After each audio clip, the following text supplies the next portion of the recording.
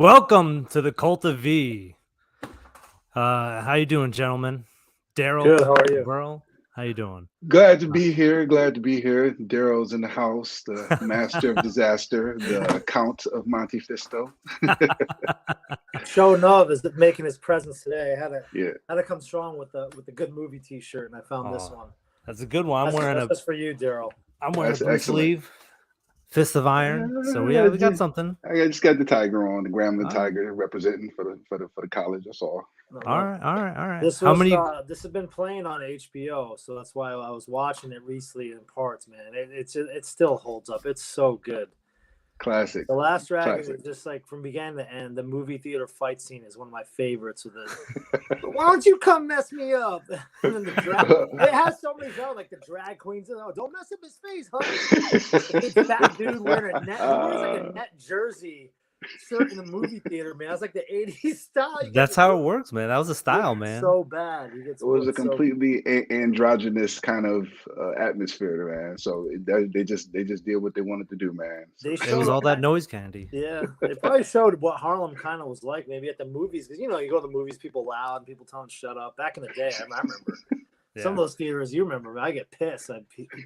There were some hood theaters we used to go to. Like I still remember that time where we were watching Cradle to the Grave, and that one woman was like, get shot up, and the lady next to us goes, "Yeah, G-Unit style," and I'm like, "What are you talking about?" Yeah. Oh yeah, she screamed that out like G-Unit style. I was like, all right. That's the worst. How many of you guys remember that old HBO intro? It's the best. It's the best. It's certainly, as a kid, I remember watching that because we didn't have HBO all the time, and when we got the weekend specials, always took advantage of that. That's class. That's a classic intro. Did I ever tell you how we got HBO? Same with us. We couldn't afford it. Parents couldn't.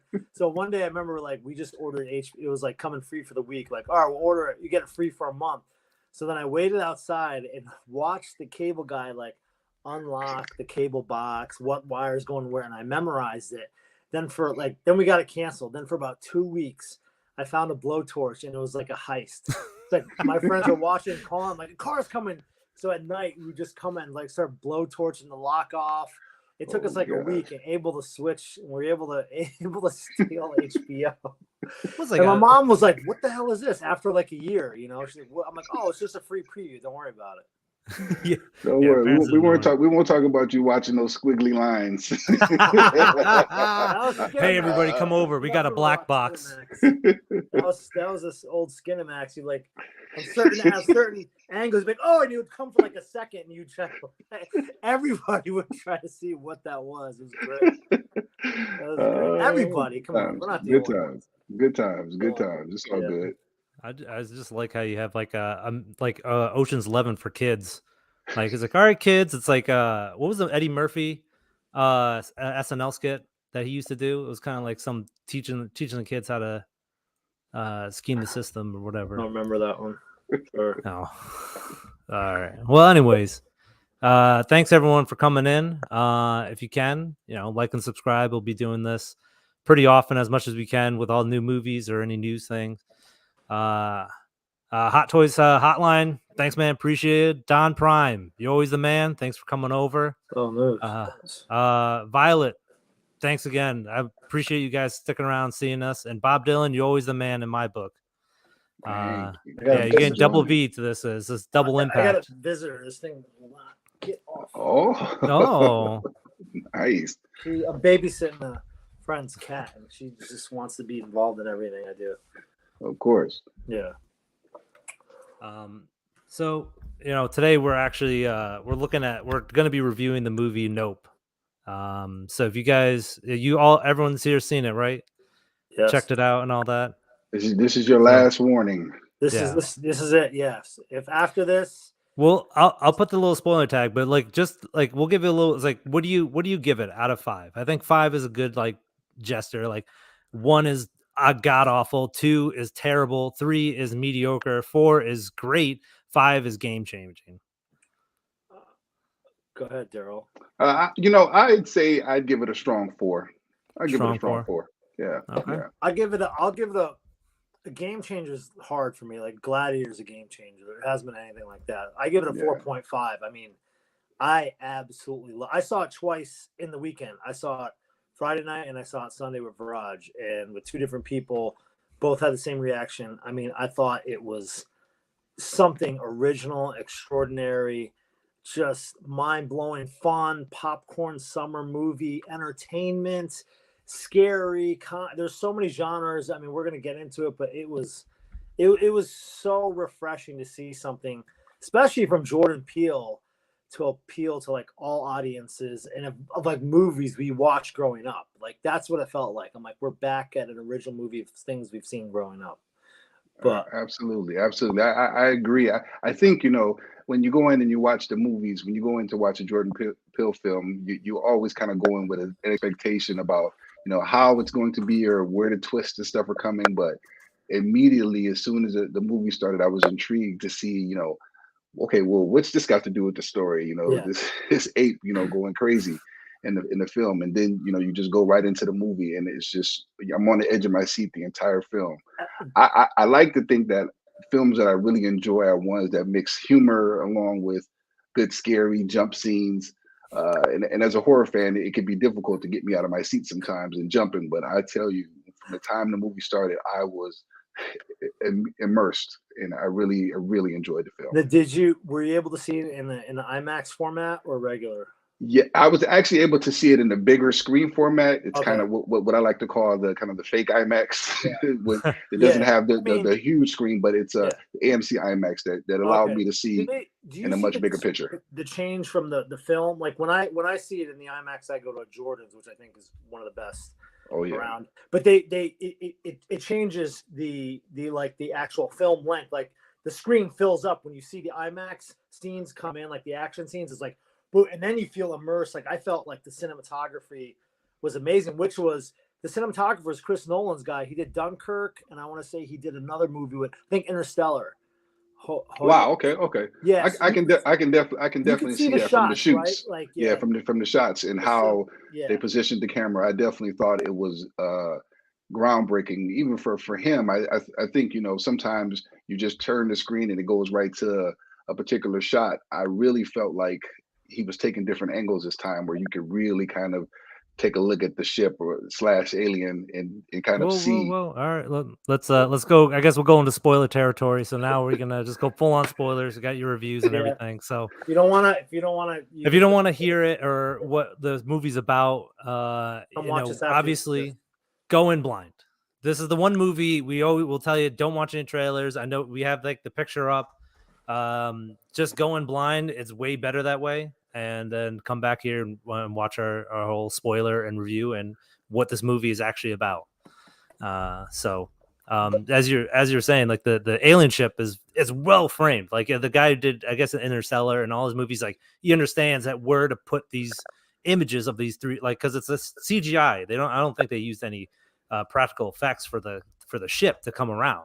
Yeah. So that guy knew how to frame it in a certain way to like bring the most impactful like energy to like that scene. Like absolutely. I think the mobility, the kind of the ease in which the ship moved was also, it became a part of the story as well. Just how it was able to duck and dodge over clouds and over mountaintops. And we didn't we never seen anything like that before. We never go back to the trailer. The trailers are 100% misdirection of anything you think the movie is. And it was so Spielbergian, Close Encounters of the Third Kind, but like the alien, the ship or whatever is in the sky, I'll say until we get to it, it felt like Jaws in a way. You know how Jaws, you see the fin, it comes in and out of the water, just how the ship is going in and out of the clouds. The night scenes I thought were one of the best night scenes I've ever seen shot in any movie, especially portraying like African-American actors. Like they never get it right. You could see the details in the eyes, like because Daniel Kaluuya, like he doesn't have a lot of lines, but it was his image in his face and his eyes, like the way that it was shot, and it just was so eerie and ominous and scary with the horses. Who's on the white horse, like you see running here through the field. It was done such a way that the alien ship or the ship or whatever it is part of it's a great character in the movie, but it makes you also very wary of his whereabouts, like where is he coming, where is he not, you know, and it reminded me of that Jaws feeling when I watched it. Exactly. I agree with that as well. I think the shooting from the angles at nighttime where you can look up and see the clouds and then right into the stars, and it almost it almost makes you feel like you were actually there, out there in the middle of the desert. It was a great shooting.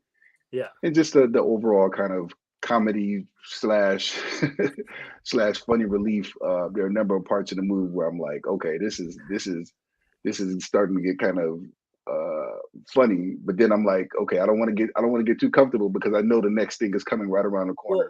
Well, me and you laughed at the same thing, but we talked about in the scene where the you know these. Well, we're spoilers, so whatever. So yeah, we're on spoilers, so you can talk about whatever. His kids, Jupe's kids, Steven Yen's, the actor Steven Yen's children were dressed up as aliens. They come to the farm or the ranch, and we don't know. That scene was really creepy at first because the sound. Yeah. And you see like these hands and these eyes are like, what? We have no. I'm like, what is this? Then all of a sudden, it comes behind him. And he punches one of them in the face, and it's a kid. And he decks a kid in the face, and I was dying in the theater laughing. And I know you were too, because we. It was just complete. You know, some people are just, you know, in the theater. You know, you never know who you're surrounded. I saw it on opening night, so there were some folks. There were a number of folks in there, and you know, people are in there terrified. Yeah. And then when he punches him, even if that had been a real alien, it would have still been funny. Because it's real. Because that's what you would do. What were you doing? Yeah, you're reacting to thing. You know, that's his comedy. He throws a little comedy in there, which is great. I mean, it went from horrifying. I mean, like to see there's a shot where the alien is getting up from like a sitting position or what you think to be an alien. Yeah. And he kind of like easily gets morphs. up in a way that it's almost like that thing that when you go to bed you see something in the corner where you feel like, do I actually see something in the corner as a kid? Original. Yeah, you're right. That's a good point. And it's so dark in that scene in the barn, and I think that was. I was trying to make it out. I was trying to make it. Well, right from the beginning, they have that Bible passage, and it comes to fruition throughout the whole movie, and it's about animals. The movie's about animals, and can they be tamed or not tamed, and how humans try to utilize them for their own benefit, whether it's a dog or a dog and pony show or TV, and that opening scene, you just hear sounds, right? The sounds was more scary than the visual. Like you didn't see when the monkey and the chimpanzee went crazy. Like the opening scene, I'm like, okay, we're in for something really serious here. And then you see veteran actor Keith David, and he's not in the movie less than 5 minutes before he gets killed off. You know, I'm like, what? And I'm like, what the hell just happened? Like I had no idea. I'm like, what the hell just happened? I was like, what is going on? I had no clue as to trying to figure this out, or you know. Yeah. But that's the genius of Jordan Peele's, like, because like the thing is, like, I think people hated this movie because there was so many different expectation, and it wasn't like Us where it spoon fed you everything at the end. It was just a one dump. It was like, hey, by the way, the government was doing this weird thing with people and clones, and you're like, and we're tethered, and we're gonna do something about it. And it's like, what the fuck are you talking about, man? Yeah. Like, what is this? Like, why? That definitely. I agree, and I think that most of the time there were in this movie. And in some films, you can kind of you pick up a few clues from something, and you think you got it figured out. But I think that's what he wants you to think. Yeah. As the script proceeds, you kind of know that no, I don't have it figured out, and why? You know, what's this happening? Why is it happening? What is this thing? All of those things I felt were very, very important to the story. So it's just overall great. I think I've heard some certain criticisms about, maybe tying up some loose ends or things of that nature. Yeah, I think what were the things you heard? Because I know Cinema Score, like audience gave it a B, but critics loved it, and I loved it. Yeah, most of it was kind of the people wanted to see a little bit more of the Jupe character and Steven Yeun's character. They wanted to see a little bit more of him and kind of understand like how he transformed from this young child star to having this scenario, having this this amusement park / carnival squared away out. If you could think about it though, like he was traumatized by an incident, right? Yeah. And then like his whole thing was like, well, I can monetize by doing the same thing, using animals to make money. And basically, he found a way to use this. Oh, I mean, should we get into that or we're getting into this? It's like Steven Yeun's is like the thing is like his whole story is told, but if you watch on a second run, see, like that's the thing. Like once you watch on a second run, you get everything that he's about. He's about that's like twice, and I totally understood what he was trying to do. Yeah. Let me see if I can pause it right here. Hold on. Like he's so exploitative of everybody. Like this scene right here.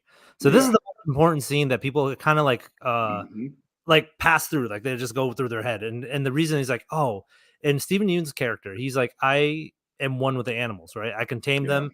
Like he killed everyone except me. But I was talking to Verl, and I'm like, it's like, did you notice that the thing is like he couldn't see him eye to eye? So that was the thing. Is like the one thing is like all the animals is like, hey, anything that's eye to eye, they attack from the predator. Anything that grizzly bear, tiger, alligator, right? Like anything you come into its territory, it's gonna. And they precurse that in the beginning, and they show back to it. And when the horse is given, they put the eye next to the horse, and it kicks it up. So this was the thing, is like why was it Gordy didn't attack Steven Yeun's character, was like because he didn't see him as a threat. Everyone else did. Like the one guy that tried to run away, he was just, he didn't have, he got his ankles broke because he tried to go through that broke ass door and got his ass kicked. So absolutely, he was an idiot. Why would you leave? Why that guy just why would you leave in the room? Like he's like, Gordy, no. You also notice the people in the audience hiding. Like no one. If you look in the back, there's people moving around. Like there's people like crawling on the back seat, like kind of moving out. Yeah. I mean, I think we talked about this. I think he got that chimp, ripping someone apart from the Connecticut incident that happened, because they are that powerful, right? Like they're like superhuman strength almost, and who knows like how many people it would take to take the thing down. But like once it gets into you, it snaps. It's on, man. Like you don't have much of a choice except to kill it. Do you think you could take one on? They're just too powerful. No? Would you drop kick it? Come on, you got the Bruce Leroy. You got to have the glow. I would keep something separate between me and trying to keep the distance. Or if I were to get a hold of him, I try to throw him as far as possible. Just like just a little baby out the window. Austin Powers. Austin Powers. You backflip it over your head. Let me tell you, that's your best bet. And again in the film, I just think that there's so many things that as I go back and I think about like what happened in the movie, and I remember the part where he's like, when he comes in, he's like, yo, I plan to buy the horses back, and he's like, subject. Did you see how fast and I didn't think about that. He was killing them. He was killing them all. He was feeding them. He found a way. So the ship, to me, okay, so we get into what I think the ship is, and everyone can have their own piece of what they think it is, what we saw. Okay. Yeah, absolutely. So to me, I have a few things. At first, I'm like, okay, it's some intergalactic alien animal. It's not. I feel like now watching it a second time, it's an animal that's part of Earth that's always been there, but we've just never seen. And if you go back to the flashback scene where it's kind of like maybe middle of the movie with Daniel Kaluuya, and he's like putting something back. He goes, that Lucky or whatever, is it Lucky or Star? He's like that. I think it's Lucky. He's like Lucky. He's like, some of those horses can never be tamed. They're just too damn territorial. So I think this thing was an animal that's been on Earth and just claimed that this area is his territory for some reason for eating. And I don't think it was evil. It just needed to be fed. Like any animal needs to eat. It just needs to eat. Like I don't think it had evil intentions. I didn't think it purposely was killing. But like for some reason, I don't know if it came from space anymore. I think it was just dormant on Earth and kind of raised up, and now it needs to feed. And for some reason, it found this area. And I think Steven Yeun, for some reason, I don't know how he got in touch with it, but he was able to find a way to kind of tame it and feed it these horses and make it part of his dog and pony show and profit and monetize off of it. And that's when it like flipped on him. So there's a little things. Yeah, go ahead, Daryl. You can. I wanted to. I kind of disagree with that. Only the aspect of I saw it turn into this kind of vengeful thing. One, the first time probably being him throwing the alien throwing the wooden horse back onto the car. Oh, that was one thing, and then the flowing of the blood on top of the house. Why would I just? Yeah, I guess it can Well- only eat organic matter. It can't eat like metal or anything like that, right? Like But- it messed up its windpipes or whatever. But why would it purposely go on top of the house and Listen, rain that's all that true. blood on it? Yeah, But that's the thing, though. Is like, but you don't understand. Predators do have intelligence in them. There was like Yeah. that one tiger that killed a guy in India, right? Then waited for the funeral for it to happen, and then killed the other like brother or sons or whatever family from the rest of them. It's pretty wild. Like they have like a huge like it's they rare, but remember. it could happen. Yeah, it's Yeah, rare, but it and could this is something it probably existed. Like there is some intelligent design because it the way it turns its ship into like a Or- almost a hat or or ship like and all things that on the stuff. bottom of the like the deepest part of the ocean. They keep discovering new species, right? We don't know if it came out of there. It could have been dormant in there for thousands of years, millions of years, and it finally came out. It's like, all right, I need to feed. It probably fed for a long time, but we don't know. I mean, or it could just be some fucking thing from space, and now it's like, all right, I'm here. I'm gonna fuck y'all up. Like, I'm And, yeah, if feed me. it, and that's the thing, it being me being a big Stephen King fan, I suppose that could be possible. Anything is anything. I think somewhere in his mind is that we automatically go to the UFO kind of flying saucer. 100%. I think that was certainly what he was trying to achieve He's trying to as get far people. as far as kind of the sci-fi feel. But Do you in think reality, I'm out of space, or do you think it was from Earth? I think it was something from outer space, because I just don't feel like the Calvin? yeah Calvin when it transformed at the end to this kind of like floating celestial Life, kind of thing. life, It reminded me of the Calvin from that movie Life. Yeah, The alien is going Yeah. around eating up the who was it? Who started that movie? Jake Gyllenhaal and Jake Gyllenhaal. Oh yeah, there was a bunch of people in that. But the guy got killed first. The first guy that got killed, Ryan Reynolds. But Yeah, that yeah. had never happened before. Yeah, he got killed off quick. So Yeah. it's funny because you say that, because the thing is like I was talking to Verl about this, and it has to deal with everything that's just like biblical about it, right? There's like celestials come from the sky. It coming from the quote in the beginning of a true terror. I showed this to Verl, and he's like, this kind of makes sense, and it's the description of what angels look like in the Bible. Mm-hmm. So like these are just like, if you look at it, it kind of looks similar to what the final form was. And like and it makes so much sense, because like the thing, it would suck up people and eat them, and they're ascending to heaven. It comes from the skies, the heavenly skies. It shows you the true form. It means you're doing it, but really it's just a predator that lives in a cloud, and like the heavenly clouds, right? Of all that stuff. I just got an idea for Daryl for pumping the blood. Maybe the thing is so smart and intelligent and knew that. Think about it. They wanted the shot for their own benefit, for money reasons, to become rich, right? They wanted the money shot, as they call it, the Oprah shot. So maybe this thing knew that what they were doing is like, all right, so I'm pissed at you. Here's the blood from the people. I also thought it controlled. I don't know if it was a coincidence, but when that praying mantis got stuck in the camera and then it leaves. Yes. I don't know. What do you guys think about that? I thought it controlled it so you couldn't see it. Like that's what I thought. I thought the alien was like, because it's an animal, it can communicate with other animals. Like, hey, cover this electromagnetic pulse I'm getting over here, like boom, and send it over. Then all of a sudden it goes away. Like it was weird. That's exactly what I thought. Especially, I mean, immediately as the thing, they wanted you to see that.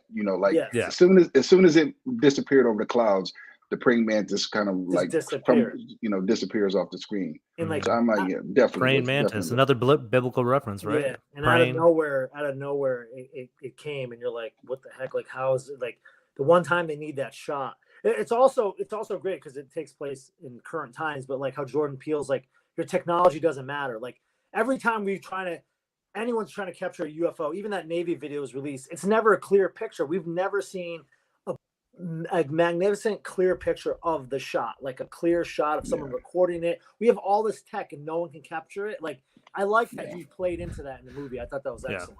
It's like your iPhone has 4K and can shoot in almost in cinema quality. Well, I can't get this dumb UFO. And we always get like dots, or we see like flying dots or something like that. It's like, watch it go, and then it jolts off, and I'm like, cool. I don't know what that is, man. It could be like an asteroid farting away or some shit. I know a lot of times when people see, obviously we're well in a spoiler territory, but I know, that the big thing, I feel like before, in each of his previous movies, I don't think you could have ever. You just don't know what the movie is going to be about. It's kind of like a Nolan-esque. He's at that Yeah. level where it's a Nolan. You don't know, like it's an event movie, and you're excited to see because you have no clue what's going to happen. You may know, you may not know. And this time, I think he purposely misdirected people because Yes. I mean, I you look at the trailer and you see the woman with the alien kind of face. It looked like you. I thought that might have been like something that happened to her from the aliens. Yeah, that's what I thought too. Like that was the Super Bowl trailer. Viraj, can you go back to the posters? Oh wait, hold on. Great giveaway. If you look at the posters, this is who you're talking about. He gives away what it. Steven Yeun. Look at Steven Yeun's image. Look what's around his. You see it? Yeah, it's right there. Yeah, it He's is. Looking up, it looks like his hat. Yeah, it looks like exactly the hat. It looks like his hat. Exactly. That is funny. That is great. And also let's I know we've talked a lot about just kind of like the kind of the film itself, but the acting. I mean, it was flawless. It was great. Who's his sister? Who is she? Was amazing. Yeah, Keke Palmer. She is great. I think she really brought a lot of life to the movie. Yeah. But she just got finished doing Lightyear. She was the granddaughter. Oh, okay. That's why she's on the film. I mean, like her intro scene was perfect for like, so she's like this spunky kind of kid, like an an '80s kid. You know what I mean? Yeah, like she's like, and you have the other like downer kid, like he's like, well, he kind of is like the fat, kid. You know what I mean? He's like chunky over there and doesn't do much. Yeah. But the stoic hero or whatever. Yeah. They all played good roles. Even the tech kid Angel was amazing. I mean, he was hilarious.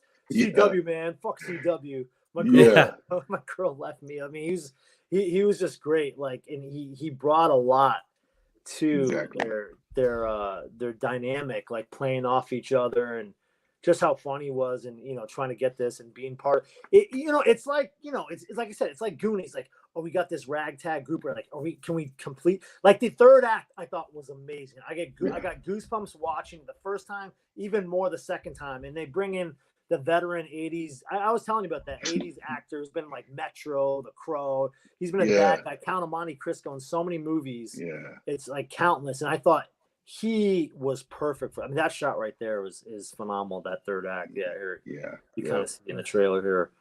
But she almost got. Yeah, I was like, oh, she's a goner. She's done. Yeah, I thought she was done. But well, that was the thing. You didn't know who was going to live or die at the end. You're like, everyone's up for grabs. They made it so it seemed like anyone could eat it at that moment. No one was safe. No. Who was the motorcycle guy in the helmet? Who do you think that was? I was thinking he was like a TMZ guy. I think because it was hard, in that particular part of the movie, it was hard for me to kind of hear what he was saying. I was trying to make out because he had the helmet on, and he wouldn't take it off, and I was like, well, what is he? It was hard for me to make out what he was saying. Straight to Juke's place and cut through there, and he's like, oh, it's not on the map. He's like, you think? Or I thought maybe he was a conspiracist, like one of those conspiracy theory people. I don't know if she said he was TMZ, but I think he was like, oh, you don't believe, you think they just disappeared just like that? He's like, come on. Yeah, because he's like, this spot is like blocked on Google Maps. Why is that? Yeah. So there was something there. There was something there that we didn't. Yeah, like that's also interesting too that they mentioned that part of it. Exactly. How it hid in the clouds, like the camouflage. I thought all of it was. And then even when he was the cinematographer, if you watch, he's like looking at predator and prey in the wild, like that's what he films, right? It's see like the anaconda fighting the tiger, like alligator. Yeah, and he's not fazed by it. He's not fazed by it at all. He's kind of like, and we're like, what is he? Why is he watching that? Why is he watching that? Yeah. What do you think of his like what he was very weird, like very cryptic, but the way he ended, like I had one horn, one-eyed, purple man. Yeah. I gotta say, when he just kind of abruptly did that was kind of, I thought, well, maybe he's just trying to get the money shot, that's what I thought. I thought he just wanted it in the lead for himself. He's like, that was kind of weird. I was like, why would he was going along with the program and then kind of just jumped out. And I think here's my take on it. I think it's because he wanted to live and die with the money shot and no one else to have it, for it to be out there, because that's his whole. Remember, he said to her, he's like, you want that shot, it's going to put you on the king of the mountain. He's like, you don't want that life. And for him, like once he got that shot, which he did, he didn't want it to be out there for anyone else to see. Only him. He wanted to live and die. Like his last shot was him going up into the animal being eaten. So I don't know. I think the thing is, it's like it doesn't. The narrative was to do anything for the spectacle, and that was the same thing was mirrored with Stephen Yen, because he's dealing with something that's beyond him, right? Beyond this creature that he thinks he can control but can't. But it's for the end goal of being. The end goal is for the spectacle, for everyone to view it, right? To profit off of it. And that's what I feel like he was trying to do, is just like, listen, I'm going to get the only shot that no one else has. And that's when he kept filming himself being sucked up, because no one else will have ever had that shot. So he was like, you saw him, he was done. Like he was like, there's nothing motivated. He was filming commercials. He had like whatever, the top of the glory, and he's like, who cares? And now he's filming black and white stuff. So what else is there? Like this was his orgasm or whatever. and it kind of looked like when he went in there. Yeah, he's like, oh. the screaming, that was probably, and that's another thing too. When we watch movies, like there's usually the death. The death is kind of like sudden or something, but like you just the anguish of those people screaming as they were getting sucked up into this. So as a huge part of the sound. Huge. I'm claustrophobic. What's up, Don Prime? When I saw that scene, I couldn't watch it. I couldn't, because we're going to. What was that? Oh, no, I'm just popping up people saying, hey. I'm just saying, hey, what's up, man? I freaked the fuck out, man. Like the suction and the tightness, and then you just die slowly, like morph into its eye. Oh, I couldn't watch it, man. It really fucked me up. I'm like, that would be my worst nightmare, is being in a small space, being tightened, losing your air and lungs, and because you could tell it took them a while to die. It wasn't like right away. Honestly, that's actually how Spirit Airlines goes. So you're just in there like everyone's screaming. Maybe that was Spirit Airlines. That's a commercial. Yeah, that should be a Ride Spirit. that was huge. Just kind of in the terror of this thing as you continue to hear him screaming. I don't think I've ever, generally somebody gets hit over the head or they scream when the villain jumps out. But that was it just kind of made the scene last. As a horror fan, you can't beat that. So we talk about John. They definitely will. So we got. Cheers for Chargy for screaming. They definitely will. They definitely will. Yeah. Absolutely. Maybe even wearing clothes, they charge your ass. Yeah. What do you got? Shoes on? You fucked up now. You fucked up now. They fucked up, right? You know you fucked up. Yeah, you know you fucked up. That's the society. Sorry, getting off track. So this movie was sci-fi horror, and I think it was 100% a Western movie, a Western film, a cowboy movie.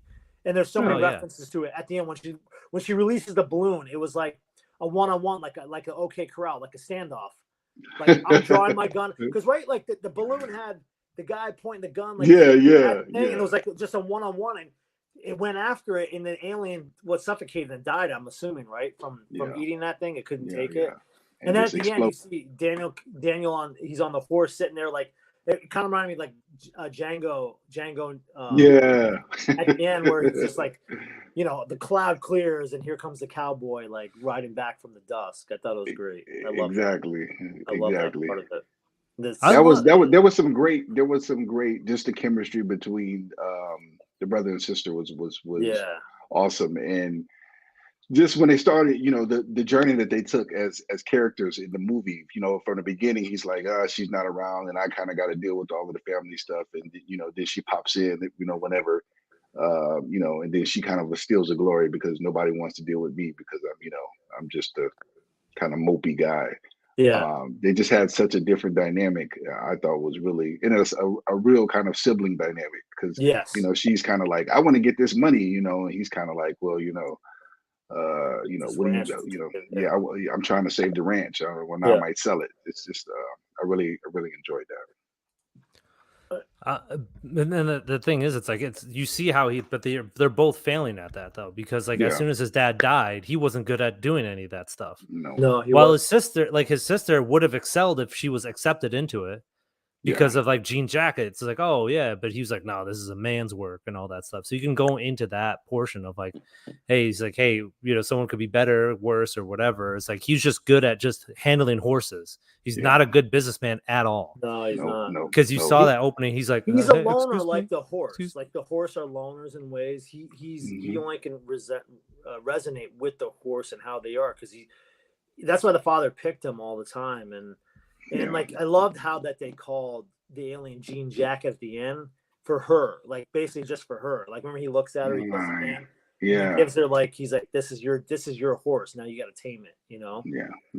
That last sequence was awesome, man. That was just like. So did you guys?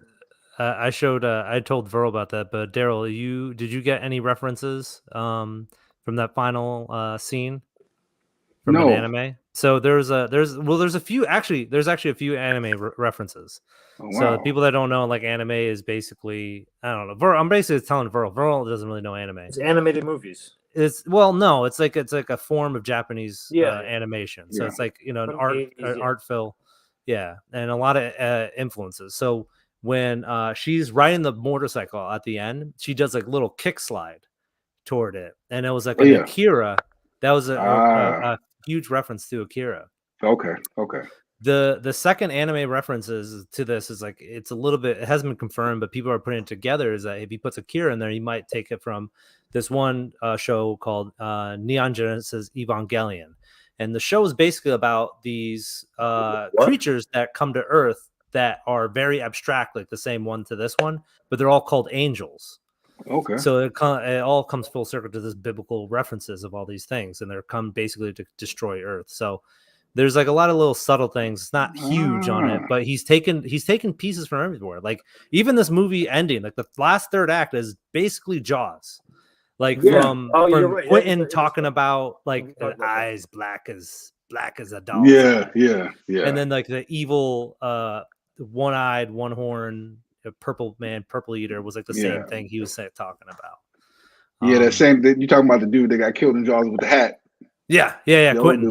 Quentin. He was just because he was like it was basically and Jaws was basically Moby Dick. You know what I mean? Yeah. Quentin was the dude that was like, the white whale, and he'd go after it, and then he was going after the shark, and this guy's going after the shot. So it's all that. It was very Jaws like. Yeah. That's what I said. It reminded me like Spielbergian for sure, Close Encounters, but more Jaws with subtleness and not knowing what's out there. Like we see what's we know what's in the water, but we don't know what's up in the sky, which was great. Like we had no clue, and it's not.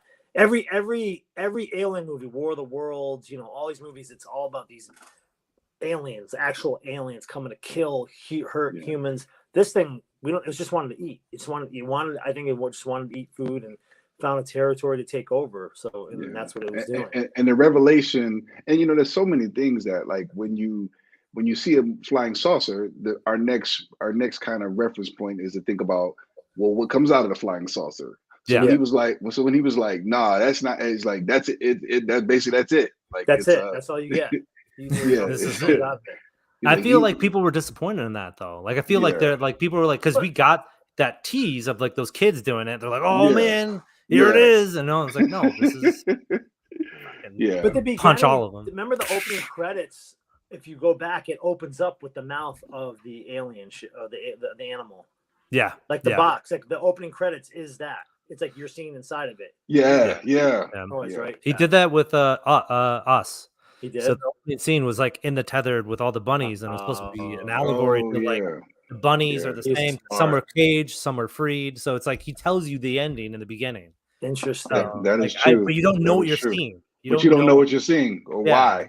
Why that has any relevance? It was straight up like 30 minutes of bunnies for the opening scene. I thought it was so long. I gotta watch it. I've only seen it once. Watch it again. It's interesting on a second view because you know what's going on and like the stuff is more apparent. But like the subplot of like Us is like knowing like, is that kid a tether or is he the real son? Who's the one? Let's talk about. I don't even. Why did they make these tethered these doppelgangers of everybody? It was a government experiment. Experiment. They mastered cloning. All right, so they mastered cloning. Right, they're like, hey, we can clone people, but they only can have one soul. And they're like, that's fucking weird. But let's see what we can do. Let's make a bunch of them and tether the whole world and have them, if run experiments. And then they're like, well, this is fucking boring. We're gonna leave, and that's basically what happened. Oh, so they got clone deserted. every human being on Earth? Yeah, because the bunnies are all clones. That's why they can eat off of them.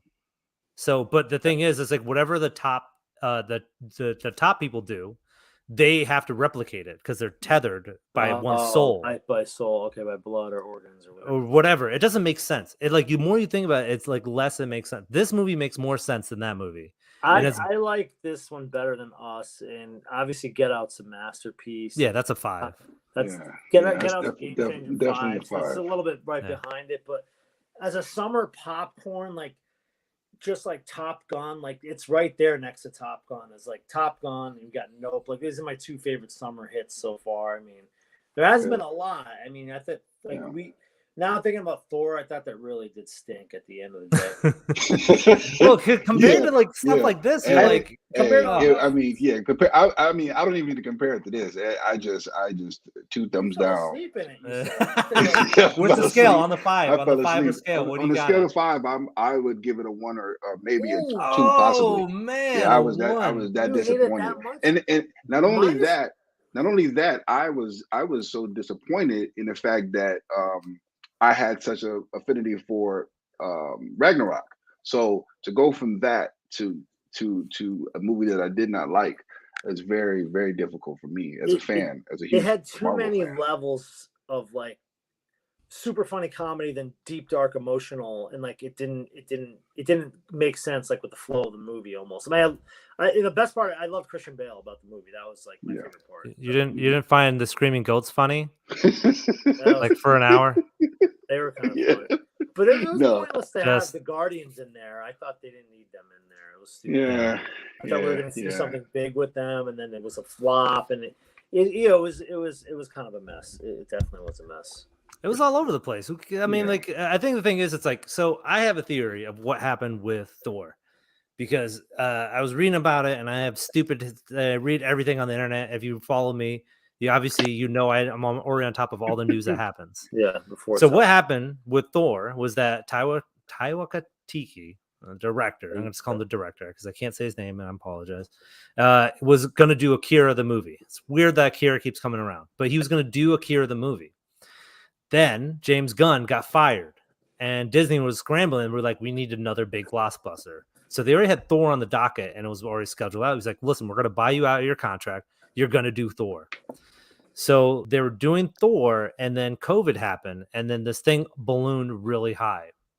So they shot all this film with all this stuff. And they're like, listen, the only way we're going to get this money back is if we get as many showing as possible within the movie. So we got to do it within under 2 hours. And it's like 2 and 4 minutes or something like that. Mm-hmm. So whatever vision he had and the way he builds it up was basically gone. It was like, and if you look at the interviews, he just doesn't care. He's like, yeah, it was a stress to do everything because he was trying to do everything else because like our flags mean death, what we do in the shadows, like, he's doing everything all at once, amidst of like, trying to do his other projects at the same time. So he was kind of put at the gunpoint. He's like, you need to fall on the sword, like whatever happens. And even Thor, like Chris Hemsworth knew it was bad because he's like, hey, I'll retire as Thor if people, still want me as Thor.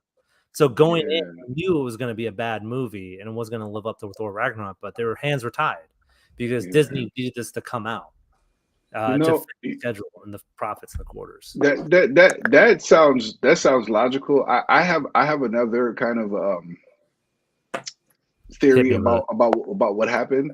So I feel like, and this is pretty much a reference to the movie Boomerang, starred Eddie Murphy.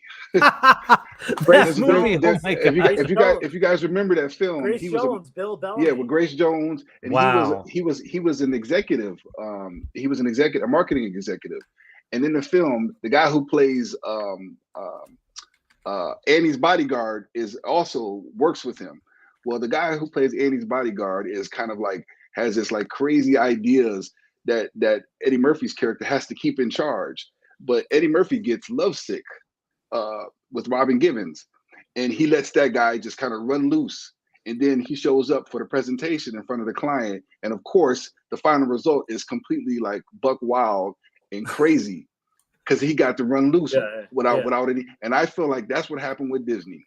They Yeah. decided to let the director just kind of do his thing because Ragnarok was such a success.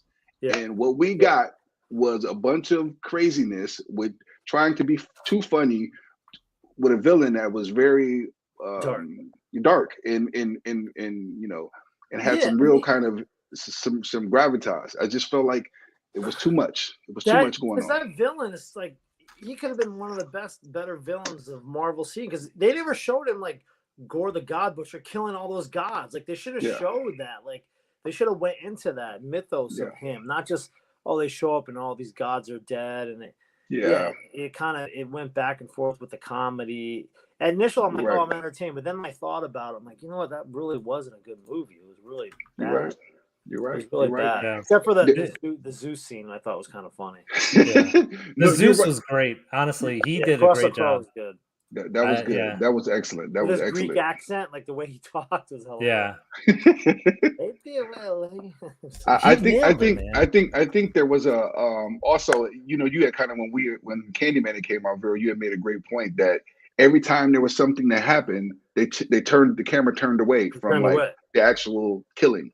Yeah. And that also reminds that's a good point that you know, every time every time Gore had to kill some god, you didn't see it. You just kind of showed up late. Yeah, you know, 5 minutes I don't want to too see late. like I was loving Candyman until I'm like, what? I'm like, come on, until the very end. I'm like, show like in the original, like what he does. Like we want to see that, not like in the lens of a camera on the ground in the bathroom. Yeah. Like, some of those scenes, I'm like, oh, I was getting so upset. They dropped the ball. Don't make it artsy. Candyman's Candyman. Okay, you got great actors in it. Don't fucking make it artsy. Don't make it work and think about a movie. It's a horror movie. Yeah, Back for revenge. They fucking, you know, he was a slave and now he's gonna fucking kill you, like in this area. Like let's see him carnage. I want to see carnage Candyman. Like this is perfect because this is exactly the thing. It's like we see this right. Yeah, like Candyman took away because it's being artsy. This is like basically how you'd show something that you didn't need to see it. Like this scene right here is as terror. Like it was like you hear the carnage, right? You hear her moving. It's like, please, Gordy. Off. Yeah. Like, remember, he's like, What was up with the slipper that was like standing straight up? This right here, the slipper. I don't know. I ask you guys.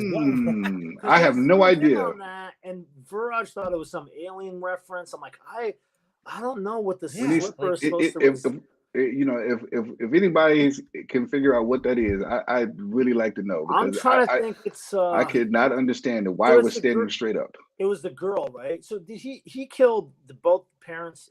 So I think that you're right. This is the mom, right? And then the guy comes around. He's an idiot. Where's that young girl? She was somewhere. I mean, that's her shoe, right? No, that's her shoe. So I thought she's the one on the floor getting beaten and eaten. No. Yeah, that's what I thought. I thought that was a mom getting beaten. So now I got to look back and figure out what she wore. Maybe. Yeah, I don't know. That dude is like, ah! Man, only if you had that 4.540, you'd be out of it. Oh man, you gotta be quick feet, man. So slow, man. Yeah. First of all, on a revolving door, I'm sorry, on a swinging door, if I get through there before you do, how about you're not gonna get on the other side of this door? Right? You freaking idiot, man. No. He got man. He got clapped. I don't know what the slipper resembles. I have no clue. Yeah. It has to have some type of meaning. So the meaning I was reading about the camera focused on it, kind of just standing up by itself, as if it had paused or something. I don't know. It was just kind of weird. I get the trauma part. Like it's like, hey, some people have like a focus on something weird, that something traumatic happens. It's like, hey, why was there spaghetti out for breakfast or something like that? Right, like, and some people just remember that, and like that was something with Stephen Yeun's like whole like persona, was that he had this huge trauma, and the way he process it was to profit off of it, which is very weird. And like he even had her like the person that was maimed there with the alien thing was like, oh yeah, and she was being exploited instead of being helped, right? You know what I mean? She was just in some like wheelchair that someone like threw her in, and just like, yeah, sure, be here, that's cool. That was those dudes. That was crazy. That's crazy. Yeah. in the beginning, at the night scene, he was doing that at night, like feeding that thing horses at night, correct? Yeah. Yeah. So Like this with an scene, audience, like with an audience there, or not? yeah, right here. Look, you see it right here. So he's When here. he's looking down into the valley right So there. this horse was freaking out because it knew the alien was around, because it knows like when Horses there's a know, predator. yeah, So this predator, is where it yeah. comes, right? So it comes there. So he was doing the show at night. But did Yeah. other people see it? Like, do you remember when he's on the phone, the wife's on the phone saying, "Oh, we got VIP for you. You certain people come down here. We got a show you're never going to not going to miss." But he's doing test runs here. For the last 6 months, he was doing test runs. Who? I don't think Steven, other people so, had all right. saw it. All right, I don't think he showed it to anybody else. Oh, he showed his wife and kids, and he's doing a test run, and he called it. He's like, "How do I call this?" Right? So he's like, "I'm gonna have a horse here that comes out and eats it." And So for that like, that show that we saw was the first time. Yeah. Well, no, it wasn't, because no, not the first show. I think there was I think he had been feeding the horses to it. No. I don't know if anybody else saw he it. sold them. He's like, I sold 11 horses or whatever. Like, yeah, and over the 6 months. over the 6 months after his father died. Okay, so let's do the timeline. All right, so his father died, right? And that was the first appearance of the alien or the creature. Yeah. Because at that point, that's when Steven Yeun found it or saw it abduct a horse, because he was wrangling it. Yes. So he's like, "Oh shit, there's like, this is an alien creature." Like, and then the first thing that popped in his mind is like, how do I train it to exploit it? So then the father died. Keith Davis dies, like not in a back alley brawl like I would want him to, but he died. Yeah, but he died by a coin, and I don't like. And like the coin is, I don't know what symbolism the coin would have. Maybe profit. Like if you're going for capitalism or profits, it'll kill you. Maybe I don't know. Yeah, I mean you can. Yeah. But we're then not writing a thesis here. Then Steven Yeun then started asking. He's like, "What's around here?" He saw his. He's like, "Hey, can I?"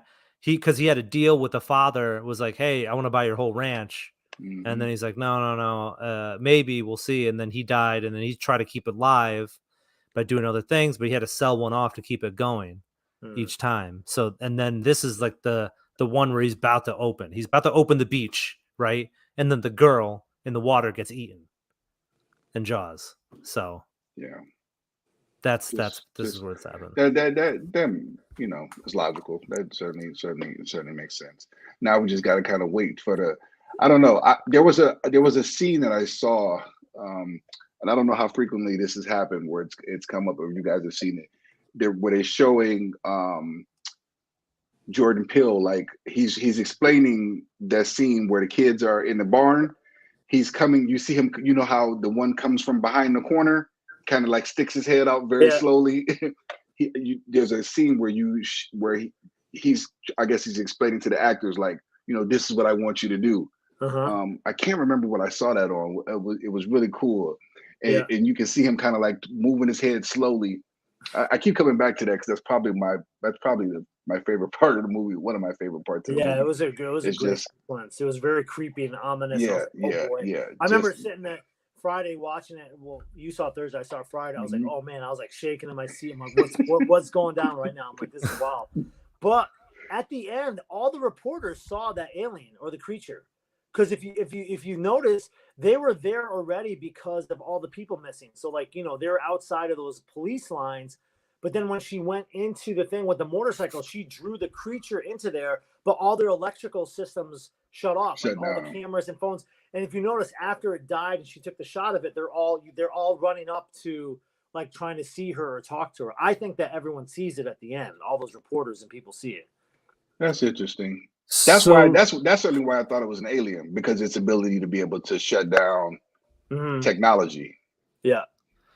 But it's also protection, like animals, right? A porcupine, right? It has, like, if you try to attack, it's gonna hit you with a stinger or, like, you know, whatever. Something spits something poisonous at you. It's like a defense mechanism. So, you know, I mean, yeah, it's definitely out of this world. Probably, who knows? But it also goes right in line with the kind of like.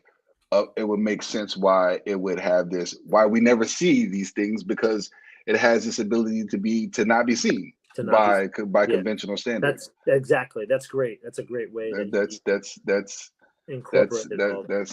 That's and then kind of the well, that's a great portion, because I was like, what is that? I didn't know what the well was. What was in the No. well, or why are they showing that? Like I was like, why what is the purpose of them doing that? But then it totally makes sense. It was a camera. Came full circle at the end, right? Yeah.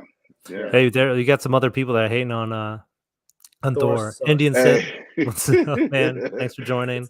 Thanks for joining, Violet. man. Yeah. So you're not alone. Like Thor. Yeah, I mean, but I loved his. I wish it was full frontal nudity, not just. It's like old showgirls. I saw his buns, but I didn't see the package. I was waiting for that, with the money shot, as they call it, Oprah shot. All right, do we get into? Wait, there's one thing I want to discuss before we go into this, because there's a theory that's going out there. So this scene right here. Let me get back to it. Where is it? I just had it. Where he did a great job with the budget too. $68 million to make that movie. He makes like anything on the hundred to make a movie like that with only $68 million is phenomenal. Yeah. OJ, right? OJ, that's right. Yeah, so the scene where you see him standing, right? You see him standing under like the sign and all that stuff. Do you think he's actually dead and it's just a manifestation from his sister looking? Because he doesn't move, he just appears. Like he just appears there, and it's just like a symbolism of just saying, like, hey, you did it, you've achieved, you got the money shot, you're okay, you did your character development.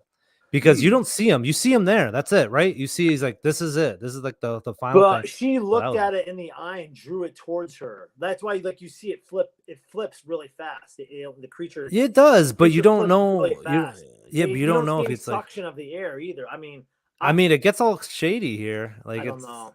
I don't think so. I think that's him at the end. I think that's him at the end. I mean, that's the thing. It's an open interpretation.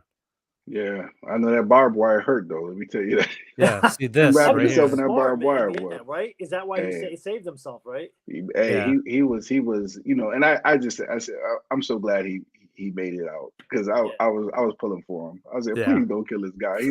He's too funny and too witty to get rid of. Yeah, his girlfriend just left him for CW, dude. Yeah, come on, man.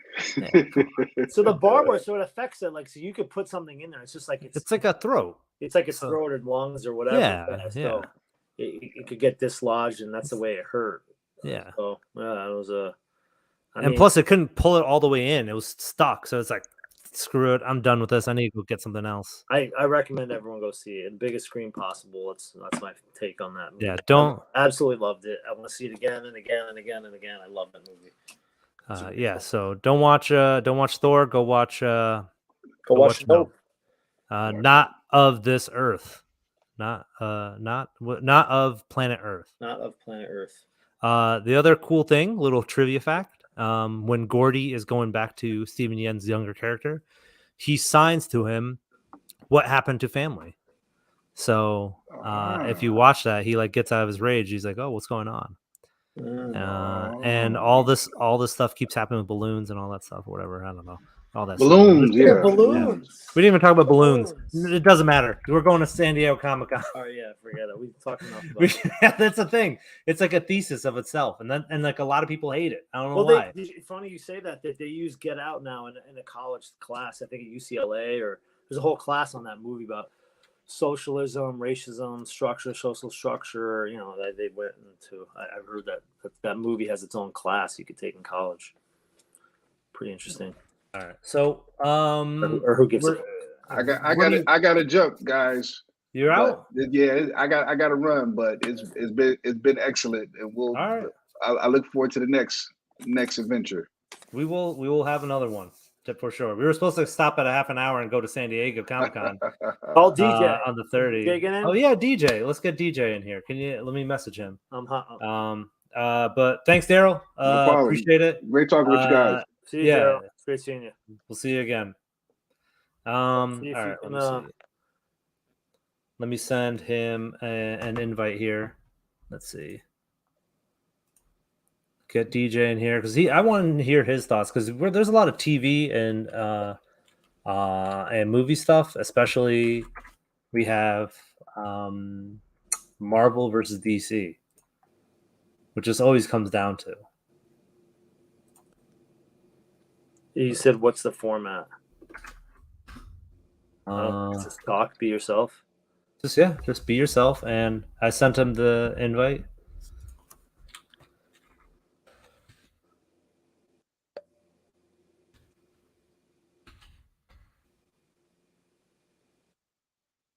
If anyone else wants to come in, let me know. Ping me. More than happy to throw you an invite out here.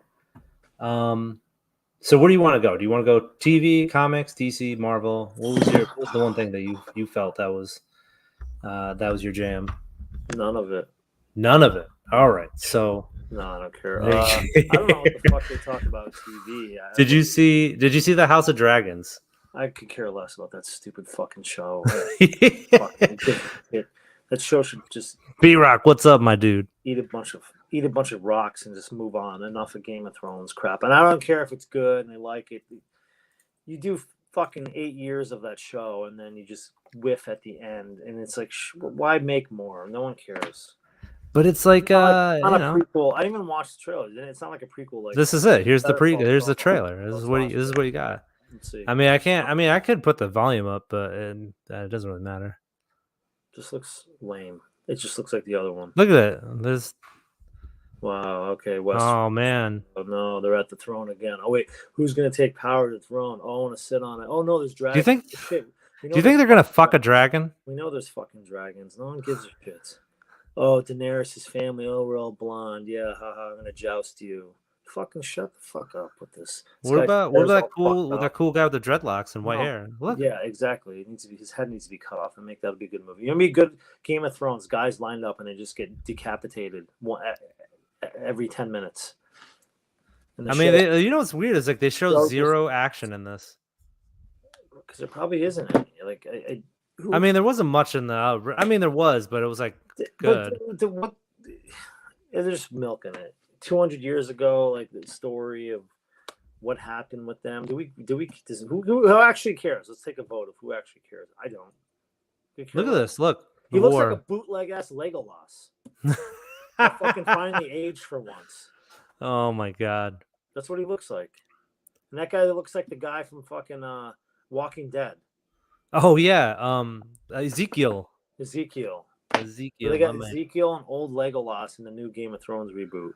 You're not a fan of like adult How'd You Train Your Dragons? No. Oh my god, I can't stand this guy's face. Yeah, he does look like he has a face of that was made out of Play-Doh. Where the eggs went and like. Is DJ coming on? I don't know. Did he say he's coming on? I think he's trying to figure it out. I said just click on the link. You just click on the link and you just come right in. All right, what else? Oh, here he is, my man. Is DJ, what's going on? What's happening, guys? Oh, here we what's go. happening? What's up?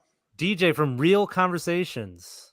So if you guys, everyone should be following him. He's the real deal here. So I can't hear you. The audio gets when someone the audio cut out for you. It just sounds like it's like repetitive, really fast. It's probably your internet or something. I don't know. Let me know if it works or not. I gotta wait before I can hear you guys. It buffers. All right. How are you doing, DJ? Can you hear us? Pretty good, yeah. Loud Pretty and clear. good. All right. All right. Damn it. Yeah. The only other brown guy has like computer technology. It sounds issues. like you have a robot thing on your throat. That's what it sounds just, like. Just log out and log back in. It's so weird. Yeah. It happens on mobile devices. It's like an issue they now have. So is it working? Nope.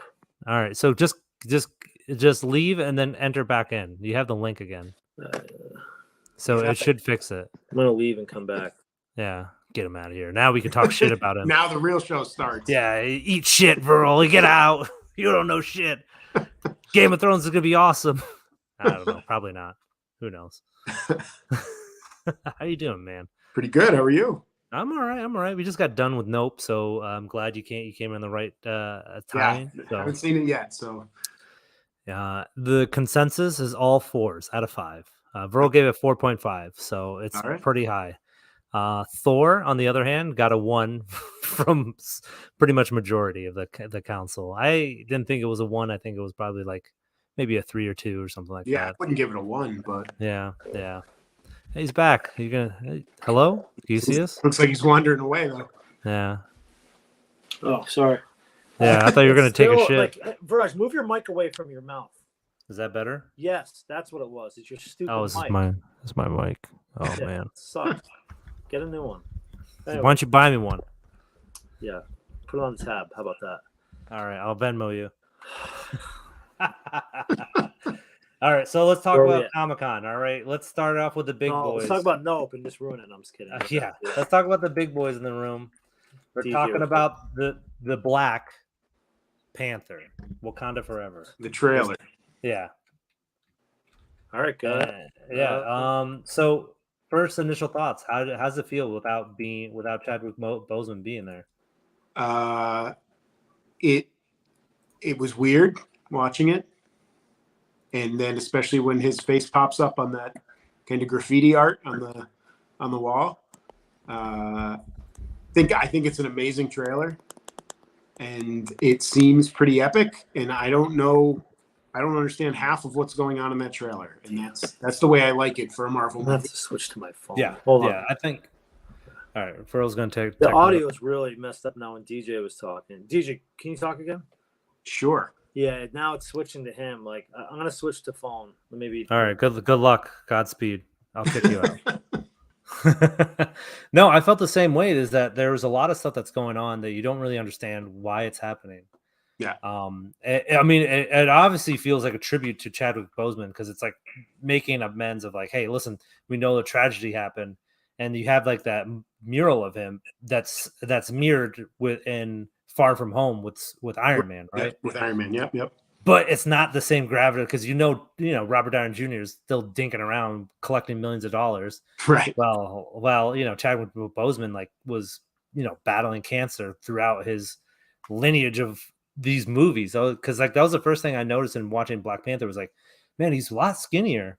Yeah. Than he was in Civil War, and now it's like it all makes sense. I'm like, God, man, right there. There's the there it is. The mural, and it's like a I don't know, like it's what do you think of the tribute to him? Is like, do you think that's like a good enough, or do you think it's like, I don't think it's I think I don't want to say the ghost. I think the spirit of Chadwick Boseman will weigh heavy with this movie and will be kind of I expect it to be kind of omnipresent throughout the entire run of the movie, whether there's on-screen nods to it or not. I mean, it's going to be tough to watch a Black Panther movie and not think of him. I mean, yeah, it was talk about one of the perfect casting jobs in a cinematic universe of perfect casting jobs. Like, yeah, like he was up there. Yeah, you had Robert Downey Jr. and then you had Chadwick Boseman. Yeah, like you couldn't get any better. Like people would argue like Chris Evans. I'm like, dude, have you seen like Not Another Teen Movie? Come on, like that's the dude I think of, not just like, oh, he's definitely Captain America. I think this movie is gonna have like a huge uphill battle because you have in the main star of like the whole crutch of the whole saga of the story that they're trying to tell without him. And who do you root for? Like who do you have? Like you have a bunch of side characters that kind of have to step up, but at the same time you don't have connections with them. Yeah, and I think some of those trailer moments are very intentional. When you watch that trailer, I mean, obviously there's one shot of someone in the Black Panther costume at the end, and we're not meant to know who that is yet. Who do we think it is? But also in that last scene when Wakanda Forever is the title that appears first, and then there's a little bit of a delay before Black Panther appears above it. So the message here is the movie is Wakanda Forever. It's a Wakanda movie. It's not a Black Panther movie. I did not even notice that. I did not notice that. Yeah. You're saying that it says Wakanda Forever, and it's like a tribute to that, and then it's That's Black Panther. Interesting. Yeah, you're right. Wow. So maybe it won't be a Black Panther movie at all. Yeah, or that's going to be secondary to the story they're telling. And I mean, I have faith that Ryan Coogler is going to deliver. If it was a new director and not the director of the original Black Panther, I'd be a little bit more worried. But I think if anybody can do justice to the spirit of Chadwick Boseman and everything he brought to these movies, I think Coogler's the guy to do it. it's so weird that he's not going to be in it. Just I don't know. To me, it doesn't feel right. It just feels off. I don't know. It's just weird that. I mean, he's obviously his presence is there, but it's just I don't know. He did such a phenomenal job with it. Yeah, as we were saying when you were off taking a shit, we were saying that he's the perfect casting for Black Panther. Like, you had Robert Downey, and then you had him. Like, there's no one better than him. Like, I think about the cat. Like, if you had to recast him now, right, or just brand new, who would you even get? Yeah, I mean, there's nobody that can touch it. There's nobody. Yeah. You just can't. No matter how many people you try to go and put audition, I can't even think of anyone besides Michael B. Jordan, but you can't have him because he was already Black Panther. I personally would say Chris Rock. That'd be funny. Yeah. But and then Will Smith shows up as Slap. Yeah, he's Killmonger. He's Killmonger Part 2. Yeah. He's Killmonger the father. He's like Oh my god, that's the prequel. But trailer looked awesome. Obviously, No Woman No Cry. Bob Marley's like remix of it was phenomenal. Gave me some goosebumps. It looks intense. The villains looks cool. So he's the equivalent to Aquaman, right? Namor, whatever his name. Namor. He's basically their Marvel's Aquaman. Like, this is like his birth scene right here. Is like between two. It's like his mother was human. He's Aquan, I don't know, whatever. The comics Atlantean, yeah, but Atlantean. It sounds like they're going to change it a little and go with a different kind of legend to match the actor's ethnicity, from what I've read. Well, they didn't want to do the same thing that DC's doing, so they didn't want to Atlantis is like they're going to reference basically the place that they're going to say is like it was Atlantis, but it goes by this actual name. Yeah, and so it's just this Mayan civilization that lived there. When you guys saw this, did anyone else think of Avatar? Yes. Yep. I was 100%. I was like, 100%. oh man, look at these guys. It didn't help that they were you see them like a little bit later here in this trailer. But they're a bunch of blue people here. Yeah, which some of the Atlanteans in the comics were blue. Namor's cousin, I think, is blue, but really? I had forgotten about that until I saw this trailer, and I was like, "What are the Avatar people?" Oh yeah, right there. This looks so much like Avatar, dude. So like right here, it's like straight up out of Avatar. It is James Cameron's Avatar 3. Like, oh, they made a cameo. The Na'vi makes a cameo in Black Panther. Oh, that would be bad. That would be bad. James Cameron is probably saying some trash. Oh, he's talking trash. He's pissed, like whatever. But yeah, I'm excited. It's right around the corner, so I'm excited to see what this movie's about. Really am. Yeah. So these are a little bit better look at these people that obviously have Mayan influences. That's They're Boston, supposed to be native. Oh yeah, that's right. That's Boston. Yeah. They filmed a lot in Boston. You could tell it's Boston. Oh, nice. Did you guys go out there and try to be in Black Panther? No. Should have. No. Oh yeah, you could have been. You could have been one of these people. Look, that's you right there, isn't it? It was filmed in the height of the pandemic, 2020, and there was a lot of issues. Someone got hurt, and there was a ton of issues they had here. They filmed around MIT, Memorial This is Drive, I think. That bridge or whatever. I think it's Memorial Drive area. I think. Yeah, I think so. Yeah. I believe this is Ironheart, and they're in the reference to Iron Man. So it's like remember making his first suit? So that's his sister? I didn't know that. No, it's a new character. Yeah. Okay. And I probably watched this trailer 3 times before I realized I saw the heart shape, but I didn't piece together that was Ironheart. That was and I was like, I get it. Yeah. It took me for a trip too, because I was like, why is there a heart there? I'm like, oh, that's right. I don't know that character until I was asking you guys about it, and you explained. I just know the character exists. I don't really know anything about them long after my comic book days. So yeah, same here. Very new, not that great. It's just like, what if Iron Man was an urban black girl, I guess, of Tony Stark, and that's basically it. Okay, interesting. So yeah, I understand why she would be in here. Dealing with everything with technology and stuff, but I think her and Siri would have like she's a tech person as well, so it seemed like they would be doing they'd have good synergy there. Yeah. So with the introduction of Namor, like is this more exciting to know that that he's coming into play? You think he's going to be an anti-hero? Do you think this is going to be something else that they're going to play off of? I think he's going to be. I mean, I think in the comics he was a lot of times he was an anti-hero, and I think they're going to stick with that. I think he's going to be the probably the main antagonist in this, and then we'll see as the character develops, I'm sure, into the newly announced Avengers movies where they'll take him. But I mean, he's one of the original Marvel characters, so I think it's pretty cool that now, how many 14 years into the MCU, and we're just seeing one of the first classic Marvel characters coming in. Yeah, Yep. Yeah, I do remember him as a kid. You're right, but they took a while to throw him into the mix. Yeah, I don't know much about him. Like I said, I want to wait and see. It's just a lot of these Marvel movies have not been hits. It's just this Phase 4 has kind of been up and down. Besides Loki and the Spider-Man, the last Spider-Man to me were the only things I really liked. I really truly enjoyed. I didn't really like anything else. No, I mean, I didn't have affinity to anything else. Everything kind of was like middle ground, but at the same time, that's how I kind of felt with Phase 1. Like Captain America: First Avenger, meh. First Thor, nah.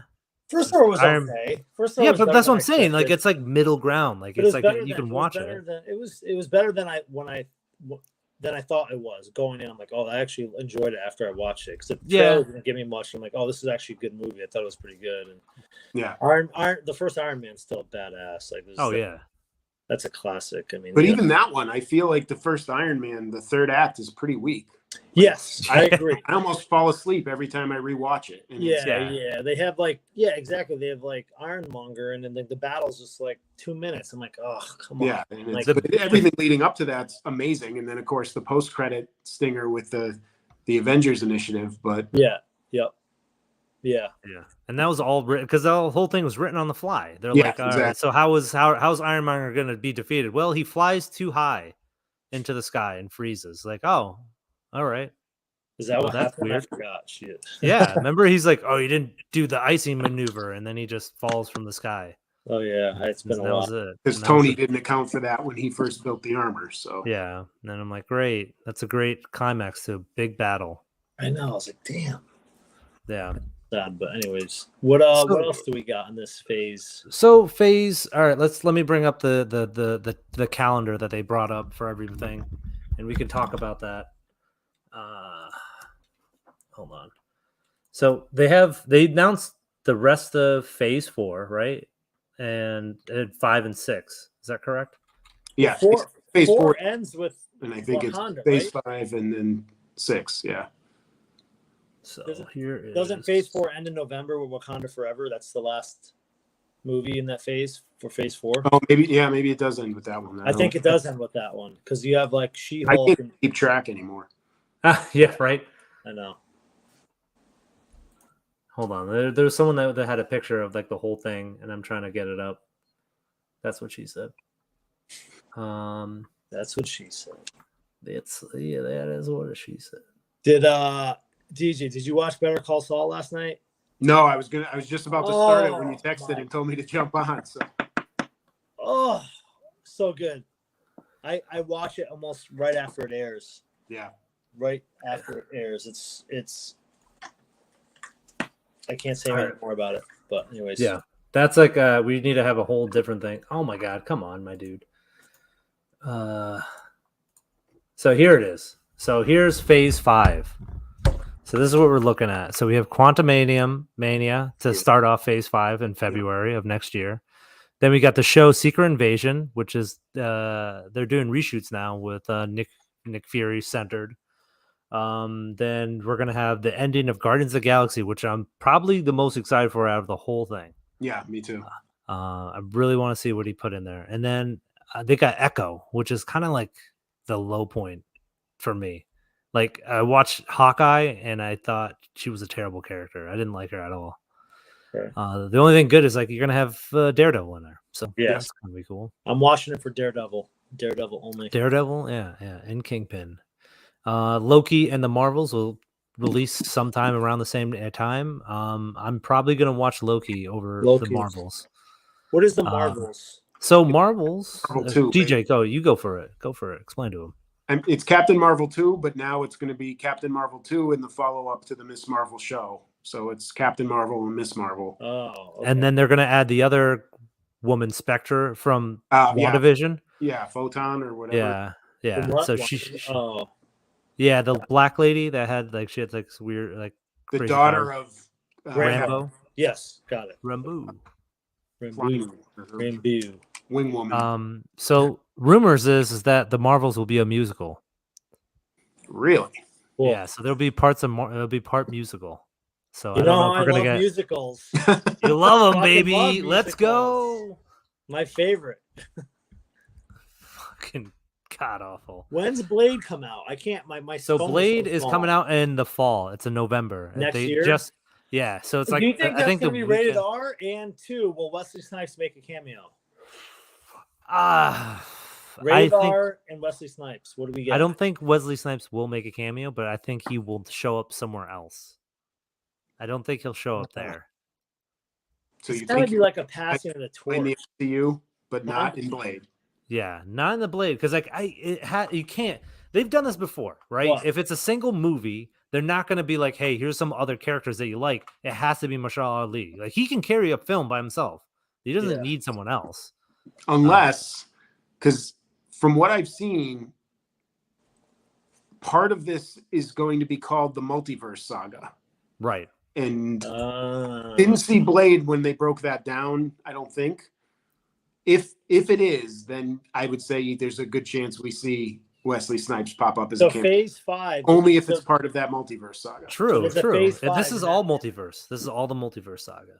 Phase 5 is. Yeah. Then no. 4, 5, and 6. It's the whole these three. This is all multiverse saga. I saw another screen where they pulled. It was only like 5 or 6 things. It was That's what I Daredevil, thought. Captain America, Yeah. Thor, the 2 new Avengers, and maybe one other thing, and that was what they were calling the multiverse saga. That's what I thought too. I thought they had 2 different categories. I don't believe it was, but I'm pretty sure I saw that clip somewhere. All right, let me dig it up. You Let me guys do can a talk Google about this. Give me a second. Give me a second, guys. Multiverse saga and see what comes You up. guys, yeah, hold on. I'm Let me pretty see sure what that was continue- on the. Actually, you know where I saw that on the Instagram Marvel page. Yeah, Well, that's- I was gonna say. I think I'm they- going to say it's full of shit, and I'm going to Okay. prove you wrong. Well, if Marvel says it is, and then it is. That's what it is. But either way, I think it's a lot of movies, obviously a lot more content coming out.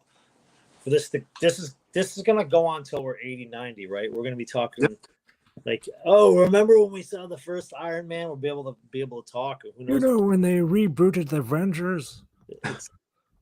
It's just there'll never be an end game, I guess. It's interesting how they could just keep writing and doing these movies and the volume they could do it at. Well, it's interesting to me that it's this whole thing is going to, at least from what's been announced, is going to end with Avengers: Secret Wars. What is yes. So what is that? So So Secret Secret Invasion. So let me Wars- just ask you something. Secret Invasion was the aliens already. Yeah, They already infiltrated, right? They took on other Marvel characters as doppelgangers or whatever. Yeah. They killed them and became them, or they were always them. I don't know. I haven't read Secret Invasion. Secret Wars there's been 2 Secret Wars. There was one in '84, which was like one of the huge famous crossovers for Marvel. It's where Spider-Man got the black suit. It was basically all the Marvel superheroes are pulled off of Earth into some alien world, and they have to Okay. fight some. I don't know. I mean, that was when we were kids. That was the Okay. Marvel action figures that were out. Were the Secret. Gotcha. Yeah, like when you get the black suit Spider-Man, that was Yeah, the Secret yeah. Wars. And then they did a sequel to it called Then Battle yeah, World sequel. and it's 2015 the- they did a sequel, but each Yeah. one of those storylines was kind of a rebrand from the Marvel universe. Ah, Yes. okay. So, and with this being the multiverse saga and it ending with that movie, there's a lot of talk that this might kind of reset the entire. They're not Really? multiverse things. There it is. There it Right is. there. That's So it. yeah, this was just a leak photo of what they were doing because they had to copyright all that stuff. Okay. So like what they showed, like what Kevin Feige showed, right? This is the actual stuff right here. So this is the whole thing. But that was like a leak photo that was circling around the whole the Go area. to the second one. Hold on. This is not the right. So one, there's but I two Avengers movies coming out the same year. Same year, Right. May and November. Wow, that's interesting. Yeah, They just announced today that the director of Shang-Chi is directing the Kang Dynasty, the first Avengers. I saw that. Yeah. So this is yeah. phase 6. This is the second phase, and you can see that they have a bunch of stuff that's not announced. Yeah. That's not announced? Okay. That's not announced because there's a bunch of movies and stuff that they're like, hey, So where's do you Armor think- Wars? Okay, so let me ask you, do you think they're going to start incorporating some of these X-Men into that phase 6? No. It's either going to be they're going to drop in X-Men references and build to it, or they're going to. That's what Secret Wars is going to introduce, and that'll be the new direction they send. Oh, Avengers will end, and it'll become like the X-Men as the leading Marvel team for the MCU. That's one theory. Yeah, it would be the X-Men with the Fantastic Four and all that stuff because they're there. But I think the Avengers will be no more. I think the Avengers will they're gonna be gone. Like there's no Iron Man, Cap or whatever. Like I think Secret Wars will be like the place where they might bring Tony Stark back because the way that story goes, the 2015 one. I mean, especially with Kang and his multiverse madness stuff. So they we'll could see. die. So some of them will die off then. Yeah, I mean, you could have. So do you like, think the Guardians will be in these Avengers, or no? That's No. going to end their. That's going to end their whole characters are done. Maybe we'll see some of them, but James Gunn's been pretty clear that Guardians 3 will be the last time we see that team of the Guardians of the Galaxy. Wow. Yeah. Besides the Big Christmas Dave is special. gone. How come they didn't put the Christmas special up on here? I'm wondering if that's kind of the unofficial part to Phase 4, since that's at the end of the year. So that's the thing, because like Phase 4, I need to find it. Hold on, I need to find another picture of Phase 4. Because he didn't put anything up for Phase 4. It was just Phase 5 and Phase 6. Well, because Phase 4 only has Phase 4 She-Hulk and Wakanda. I mean, there's not much else. That's this November, right? Yeah, it's basically. I mean, what we've got left seems to be She-Hulk, Wakanda Forever, Guardians Holiday Special, and I feel like there's one other Disney Groot thing. We got Groot. The Groot show. The shorts, yeah. Yeah, that's not like a major. I mean, it's a huge thing that's going on here, but it's kind of crazy. They're going with like a lot of different, like Agatha, the Coven of Chaos. Yeah. But like, how is that going to tie in? Like, why would they go? I mean, I get Miss Marvel, but like, why Agatha? And also, we're the Eternals. Like, are they going to be in Phase 6? Oh like, yeah. You know what I mean? Like, what about Harry Styles guy Eros? What's his name? Eros? Yeah, Star Fox, Eros, whatever. One of them. Yeah, I want to see his character and Pip the Troll show up somewhere from that post-credit scene, but I don't need to see another Eternals movie. I'm good. Yeah, I second that. I'm all set with that. Oh man, you don't want her to come back and direct and be like, "Hey, come back here." I'd watch another Marvel movie that she directs, but just not that. That movie was it was. I'm glad I watched it. Kind of a slog. What was worse, Eternals or Thor 4? For me, Eternals. Yeah, Eternals. Yeah, I would say Eternals. Worse than that. But you gotta rewatch one. You gotta. Iron Man 2 has some serious issues. Thor 2 definitely has issues. Eternals was the first, but it's been a while for those. Eternals was the first Marvel movie in a long time that I didn't walk out of and say I really enjoyed that movie. Even I haven't liked all of them at the same level. There's definitely ones I've been more excited about, but Eternals just didn't really do much for me. Aside from that credit sequence, which I loved because I just yeah, that was cool. I didn't know that's Thanos' brother, which threw me off. So yeah, I mean Blade showed up. That was awesome too. The Blade thing. Yeah. I'm excited most about Daredevil. I mean, he's one of my favorites. That show is amazing. I hope they keep it true and rated R and dark, and I hope we see Jessica Jones and Luke Cage and Punisher show up and all that. I mean, with 18 episodes. Yeah, someone's gonna have to show up in that. I mean, he said he's gonna be gathering some street heroes, so you don't know who's gonna show up. Exactly. Like you have Jessica Jones and Luke Cage and Iron Fist, right, from the old days, but what about Moon Knight? What about Spider-Man? Like they're all True. there. Like, you can have like some It's a gonna bunch be of those. different. I think it's gonna be different. I hope they don't stray away from the tone of the original show, because I don't know if any of you watched season 3, but season 3 was phenomenal. Yeah. Yep. That was so fucking good. Like I want to watch it again. It was that good. It was really well done. Really well done. Yeah, I mean, obviously, Charlie Cox is the main man. Like, out of everything that happened in No Way Home, his one cameo appearance was probably by far the best That was scene sick. in that movie. I was clapping. I'm like, because I'm a good lawyer. I'm like, yeah. And he's just like, bam, just right there. How'd you do that? Because I'm a really good lawyer. It was just so the way he said it too. Yeah. You guys know No Way Home's getting re-released in a couple weeks, right? With added yeah, it is. And back to theaters with added footage and an extended version. And I've heard that there's more Charlie Cox in that. I haven't seen it confirmed yet, but so I think it's going to come back to theaters, and I forget what it's called. They have a funny subtitle for it, but the Raimi Cup. Yeah. How about the oh man, I was just gonna say, what about like no Deadpool announcement or X-Force or Logan? That's right. Well, there's nothing X-Men related, so that tells me that when they're gonna do it, I think it's all gonna be together. I mean, you can't release when that come out, 2018? That's so far away. If you release a Deadpool movie like 7 years later or what, like, come on, man. You got to do it every 2-3 years. It isn't in there yet.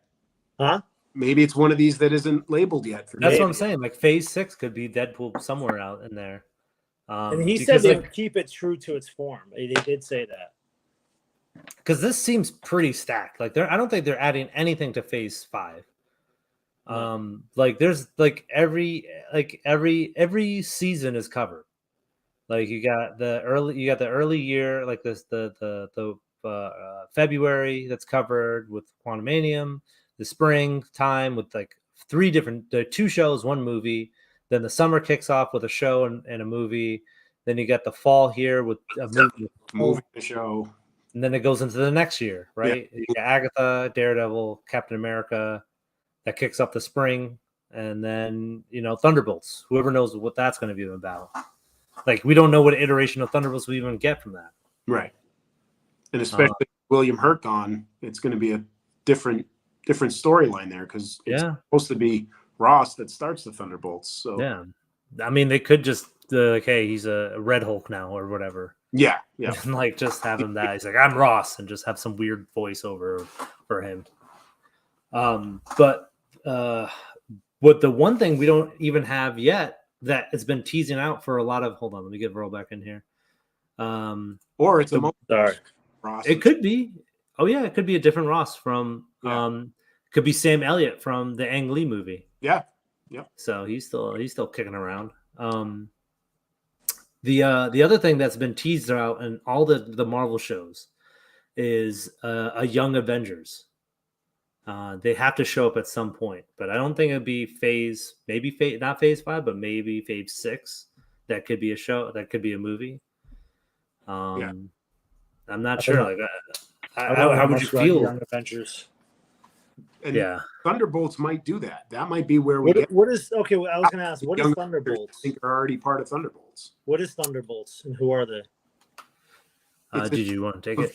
Anti-heroes or villains. You said that. That's right. Yeah, Suicide Squad. Okay. I think we're going to see Florence Pugh as Yelena from Black Widow, possibly Kate Bishop from Hawkeye, John Walker from U.S. Agent from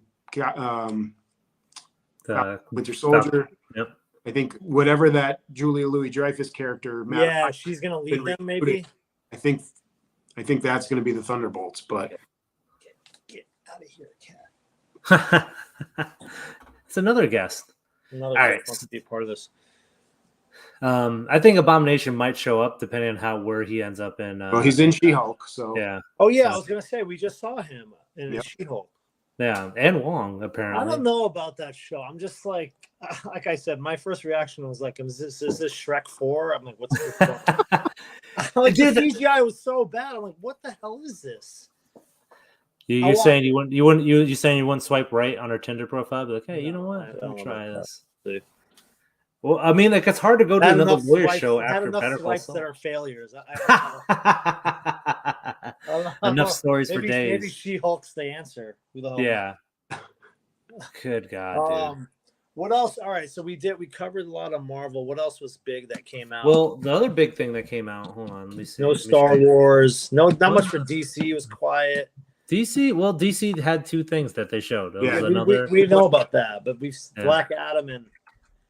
Well, what do you think about Black Adam? Like, do you think it's Black something Adam that... looks awesome. Shazam to me looks like, I don't know, it looks okay, nothing great. I'm just mad that they're not incorporating Superman, Black Adam, Shazam in like one movie or crossing over or something, because you have Superman, the greatest hero of all time, and DC's not doing jack shit with him, and it pisses me off. You're not doing anything with him.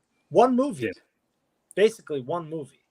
So DJ, did you hear about the rumor, or I don't know if you heard about it? What that was supposed to happen at Comic-Con? Supposed to show up as and announce something.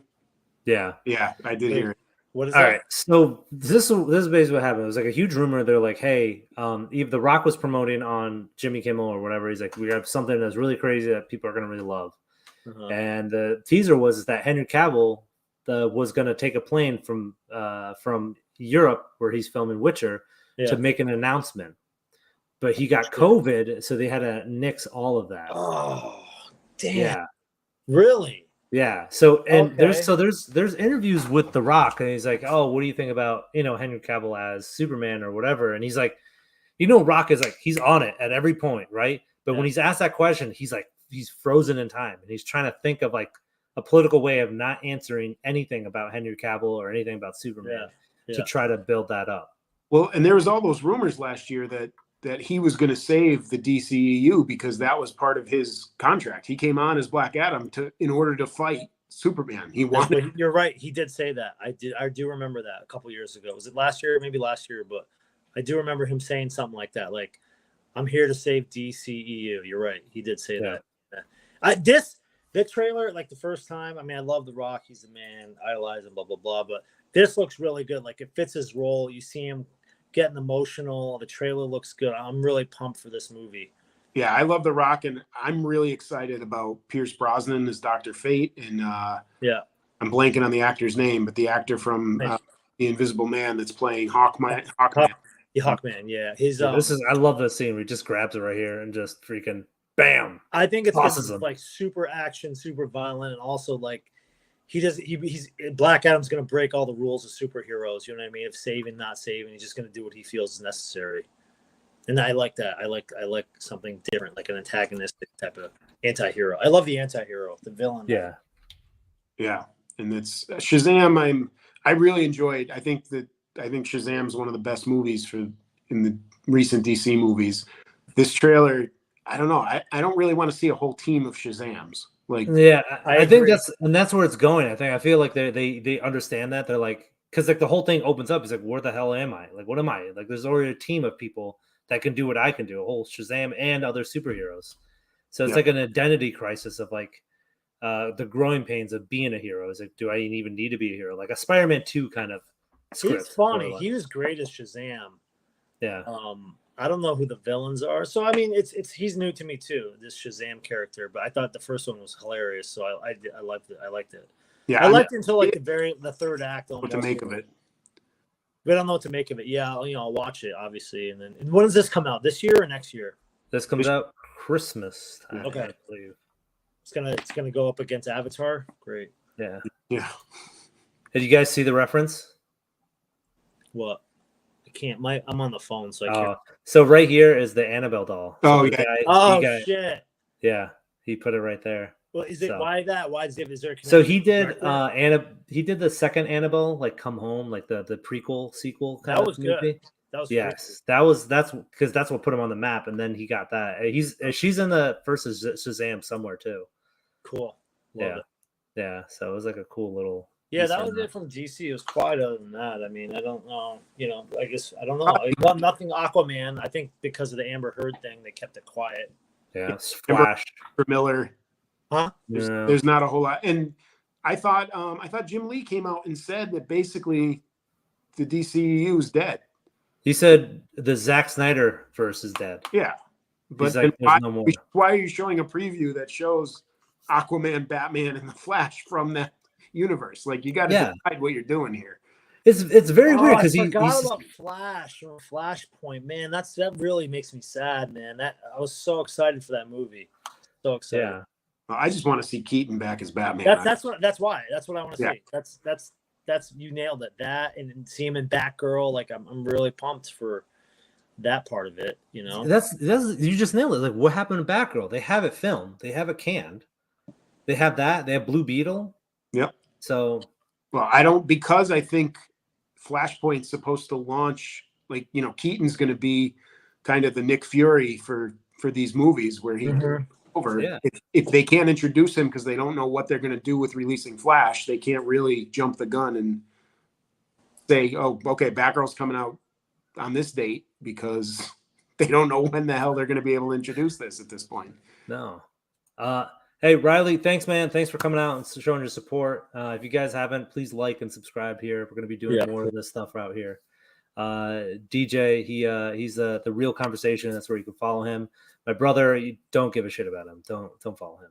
He sucks. I got enough going on. If you want to follow me, go ahead. You don't have to. He's his own kid. VLK Pro Rep, VLK ESQ. Hit me up. You can more sports stuff. My word is strong, like oak. What's that? Yeah. Coming up, football season's here, so I got to be out on the hustle. But doing a lot, producing a first movie. You know, I got a lot of shit going on, but I love this. I love talks. When are we gonna? I guess before we end it, because it's getting late.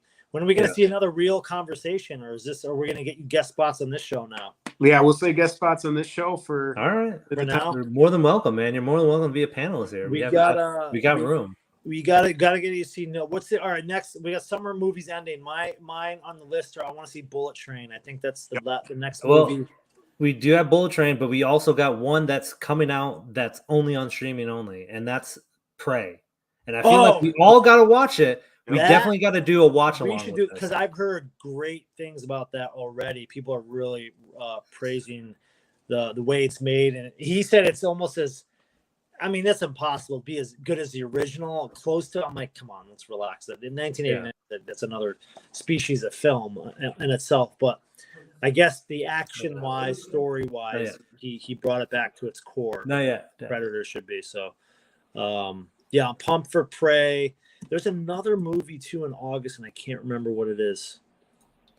I can't remember. Did anyone see Gray Man over the weekend? No, I was gonna watch. I heard it's pretty good. I didn't hear it's like crazy, but it's someone posted a clip of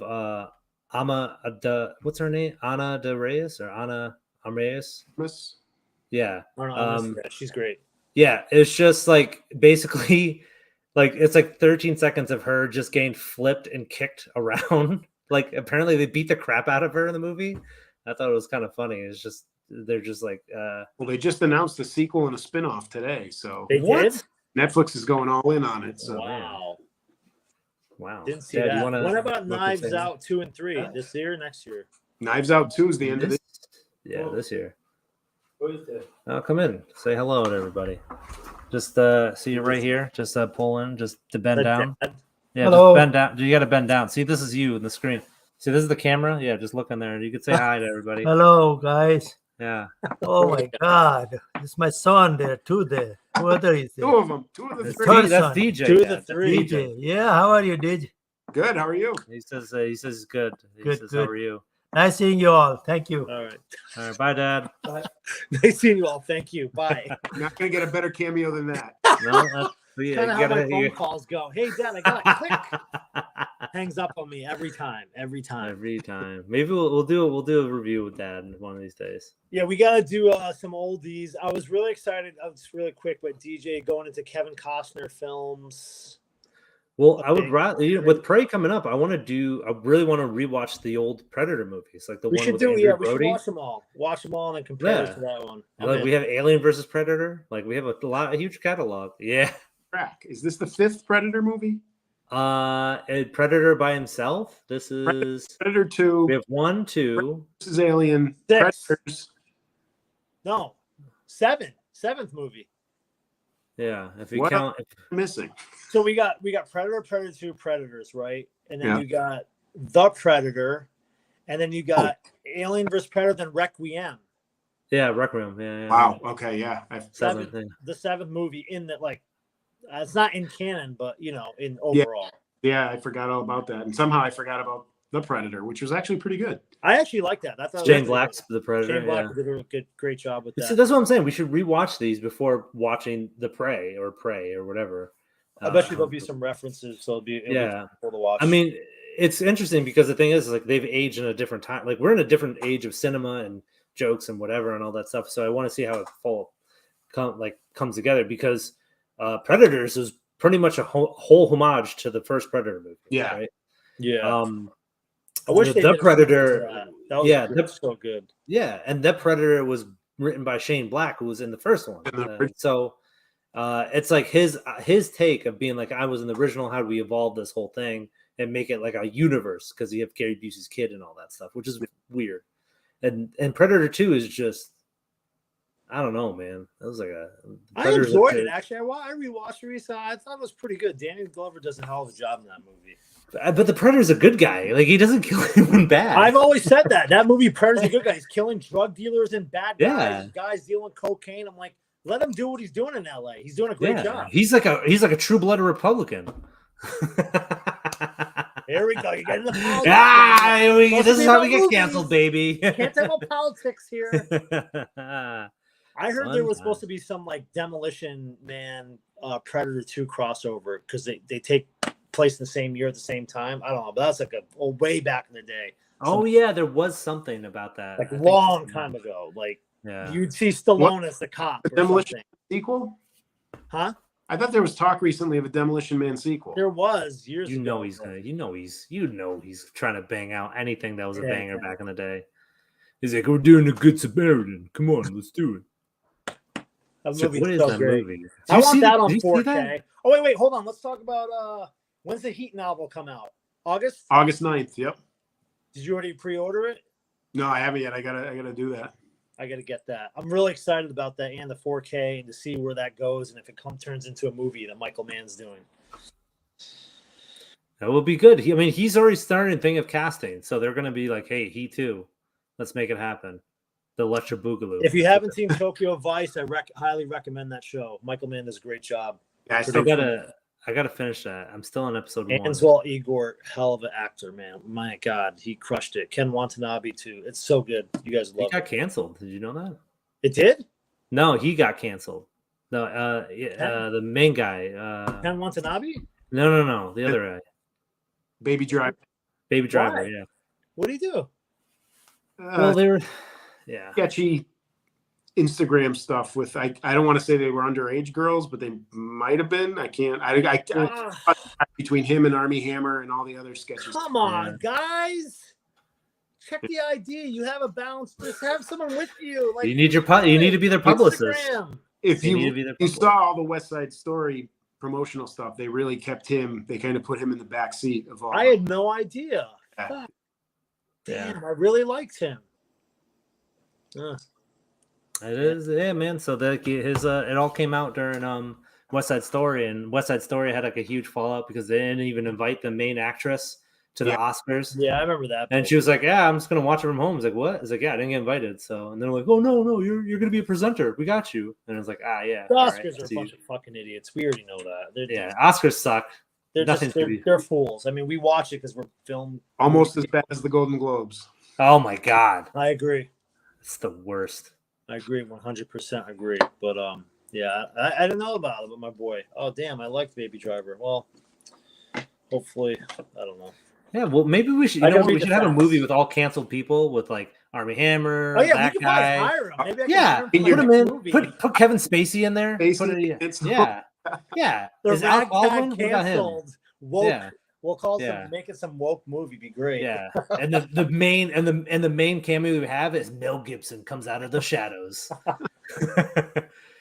What's up, you motherfuckers? Oh God, I'm gonna rip your shit out. Aren't they doing another Lethal Weapon? Yeah, Mel's. Yeah, I don't know. Who knows? Maybe. Is that still DJ? happening? What's the deal? Are they doing another one? Mel took over after Richard Donner died, and he was going to direct it. And then I haven't heard anything since. Oh, Fingers who crossed. knows? Let's see a new one. Yeah, let's see if Danny Gulliver still survives. He's like, I'm way too old for this shit. I don't know. He what to tell definitely you. is. When he was It's like- 40 saying that, I'm like, wait, I'm 43. That was the best. That was going back. I'm like, wait a second. the This worst. is weird now. Watching Lethal Weapon recently, realizing that Danny Glover is supposed to be 40 in it, and I'm like, what? Yeah. What happened? Yeah, What's our I'm age? close to that age. That's Yeah. not that old, is it? Yeah.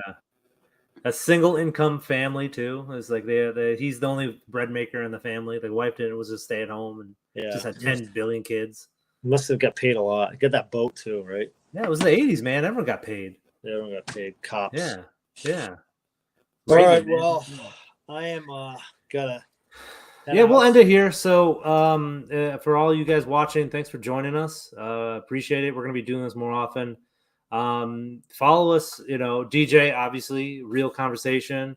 My brother Verl, you can follow him at VLK at ESQ on Instagram or on Facebook. He's there as well. Hot Toys Hotline, man. What's going on? Yeah, you caught us at the end. You have to rewatch the whole thing from the beginning.